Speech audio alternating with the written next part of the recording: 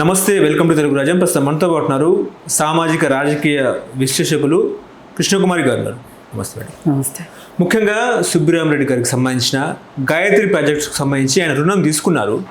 ఆ రుణంలో ఏంటంటే మొత్తానికి 8,100 కోట్ల రుణాన్ని తీసుకుంటే అందులో బ్యాంక్ ఏమో ఏం చేసిందంటే 5,700 కోట్ల రుణాన్ని రాయితీ కల్పించింది. అసలు ఏంటి, పేదోడికి ఒక న్యాయమో పెత్తందారులకు ఒక న్యాయమా? ఇదే రుణాన్ని సామాన్యుడు తీసుకుంటే తన ఆస్తులన్నీ కూడా జప్తు చేసుకునే అవకాశం బ్యాంకులకు ఉన్న పరిస్థితి.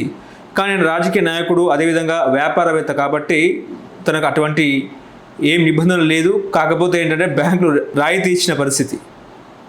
ఒక సామాజిక నిపుణులుగా ఏం చెప్తారు దీని మీద? ఇది చాలా చాలా దుర్మార్గమైన విషయం. ఎలా అంటే ఇప్పుడు మీరే అన్నారు, పేదోళ్ళకి ఒక న్యాయము, డబ్బులు ఉన్నోళ్ళకి ఒక న్యాయమా, పెత్తందారులకు ఒక న్యాయమా అని. నిజంగానే ఒక పేద రైతు అప్పు తీసుకుంటే బ్యాంకు వాళ్ళు వెళ్ళి వాళ్ళ ఇంటి తలుపులు తీసుకొచ్చి బ్యాంకులో పెట్టుకున్న ఘటనలు కూడా మనం చూసాం. అలాగే వాళ్ళ గీదల్ని, వాళ్ళ ఎద్దుల్ని తీసుకెళ్ళి బంధువుల దొడ్లో కట్టేసుకున్న విషయం చూసాం మనం. ఇలాంటివి చూసిన తర్వాత ఏమనిపిస్తుంది మనకి అంటే, వాళ్ళు రైతులు నిజంగా ఈ దేశంలో నష్టపోతున్న సెక్షన్ ఏదైనా ఉంది ఖచ్చితంగా. ఈ ప్రకృతి వైపరీత్యాల వల్ల కావచ్చు, ఈ ఆర్థిక సంక్షోభాల వల్ల కావచ్చు. అంటే మొదటిగా మనం చెప్పుకోవాల్సింది పేదోళ్ళ మీదే పడుతుంది ఆ ఎఫెక్టు, కానీ రైతుల మీద కూడా ఎక్కువ పడుతుంది. ఎందుకంటే వాళ్ళకి పంట చేతికి వస్తో లేదో కూడా తెలియదు. ఆడవాళ్ళంటి మీద బంగారం ఎప్పుడూ ఉండదు. తాకట్టు పెడతారు, వ్యవసాయం చేస్తారు, పంట వస్తే ఇడిపిస్తారు, లేదంటే జప్తు అయిపోతాయి. ఎంతమంది ఆడవాళ్ళ బంగారం జప్తు కాలేదు? మరి అలాంటప్పుడు పేదవాళ్ళు, లేదు చిన్న చిన్న ఉద్యోగస్తులు అనుకోండి, ఎవరన్నా కానివ్వండి, వీళ్ళకి ఒక న్యాయము, సుబ్బరామరెడ్డి గారు లాంటి వాళ్ళకి ఇంకొక న్యాయం. మనం ఒక సుబ్బరామరెడ్డి గారిని అనుకుంటే పొరపాటు పడినట్లు అవుతాం. ఈ మధ్య అంబానీ వాళ్ళకి ఎంత రాయితీ ఇచ్చింది? వీళ్ళు ఖచ్చితంగా ప్రభుత్వ బ్యాంకుల దగ్గర నుంచి అప్పులు తీసుకుంటారు. ప్రభుత్వ బ్యాంకులు అంటే ఎవరయ్యి? ప్రజలయ్యి. ప్రజల డబ్బుని అంటే కాకుల్ని కొట్టి గద్దలకు వేయడం అంటే ఇదే. ఈ పరిస్థితుల్లో గాయత్రి ప్రాజెక్ట్స్ ఇంత పెద్ద లోన్ తీసుకుంటే వాళ్ళు లోన్లు మనస్ఫూర్తిగా విల్ఫుల్ డిఫాల్టర్స్. విల్ఫుల్ అంటే వీళ్ళు కట్టగలిగిన వాళ్ళు అయ్యుండి కూడా కట్టని వాళ్ళని విల్ఫుల్ డిఫాల్టర్స్ అంటారు. అంటే మనస్ఫూర్తిగా వాళ్ళు కట్టాలని అనుకోవట్లే, కానీ మరి అప్పెట్ట తీరుతుంది. అందుకని ఏం చేస్తారు అంటే ఆస్తులు జప్తుకి ఇస్తారు.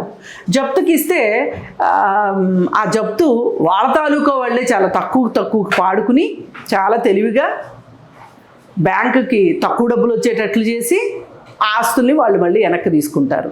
ఇప్పుడు ఇంత శ్రమ మీరు ఎందుకు పడతారులే సుబ్బరామరెడ్డి గారు, ఇలాంటి ఈ పని కూడా మేమే చేసి పెడతాము అని చెప్పి బ్యాంకు వాళ్ళు వేలం వేద్దామని చూస్తే దానికి వేలం రాలేదు అనే ఒక సాకుతోటి కేవలం 2,000 కోట్లు మాత్రమే కట్టించుకుని మిగతా అది మొత్తం మాఫీ చేసేశారు.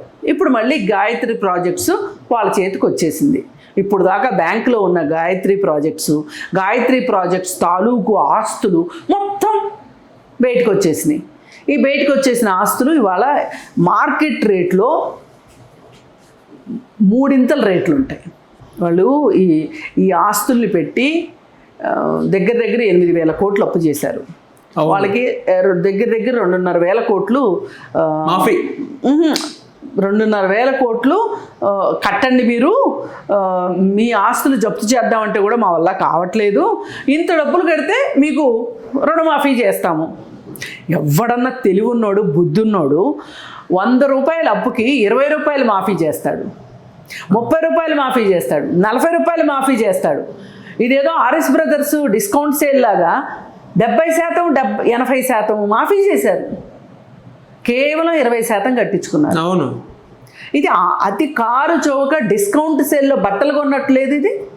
ఈ పరిస్థితిలో ఎందుకు ఇట్లా అదానికి కానీ అంబానీకి కానీ వీళ్ళకి ఈ రాయితీలు ఇవ్వడం వెనకమాల పైగా వాళ్ళకి ఇంకోటి ఏం చేస్తున్నారంటే కార్పొరేట్ ట్యాక్స్ని రద్దు చేస్తున్నారు.